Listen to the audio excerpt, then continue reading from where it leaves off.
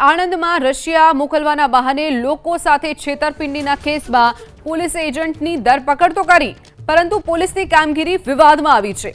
પેટલાદના સુંદરણા ગામના અને કિયા international recruitment private limited નામની જે એજન્સી ચલાવતા મુખ્ય એજન્ટ રિમ્પલ પટેલની આણંદ લોકલ ક્રાઇમ બ્રાન્ચે ધરપકડ તો કરી, પરંતુ ધરપકડ બાદ પોલીસની રહસ્યમય ચૂપકીદી અને ઢીલી તપાસને કારણે સમગ્ર કેસમાં મોટું સેટિંગ થયું હોવાની પણ આશંકા પ્રબળ બની છે।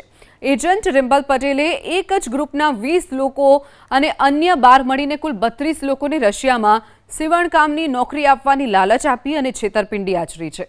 જોકે રશિયા પહોંચ્યા બાદ આ તમામ લોકોને કામ કરવાના બહાને એક જગ્યા પર બંધક બનાવી દેવામાં આવ્યા હતા।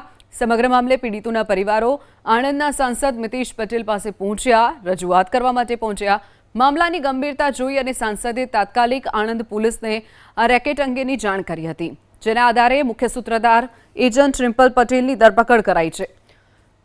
પરંતુ મુખ્ય આરોપી રિમ્પલ પટેલની ધરપકડ બાદ આણંદ એલસીબીની ભૂમિકા પણ શંકાના દાયરામાં આવી છે। સામાન્ય કેસ કે નાના ગુનામાં પણ તાત્કાલિક પત્રકાર પરિષદ કરી અને વાહવાઈ લૂંટતી એલસીબી આટલા મોટા આંતરરાષ્ટ્રીય છેતરપિંડીના કેસમાં એકદમ મૌન કેમ થઈ ગઈ તે પણ અહીંયા પ્રશ્ન છે। આરોપી રિમ્પલ પટેલને પોલીસે મીડિયા અને પત્રકારોની નજરથી બચાવી ચૂપચાપ કોર્ટમાં લઈ ગઈ। મીડિયા સમક્ષ આરોપીનો ચહેરો પણ નથી દેખાડવામાં આવ્યો। પોલીસે કોર્ટમાં રિમ્પલ પટેલના રિમાન્ડની માંગણી તો કરી, પરંતુ નબળી રજૂઆતના કારણે કોર્ટે રિમાન્ડ અરજી પણ નામંજૂર કરી।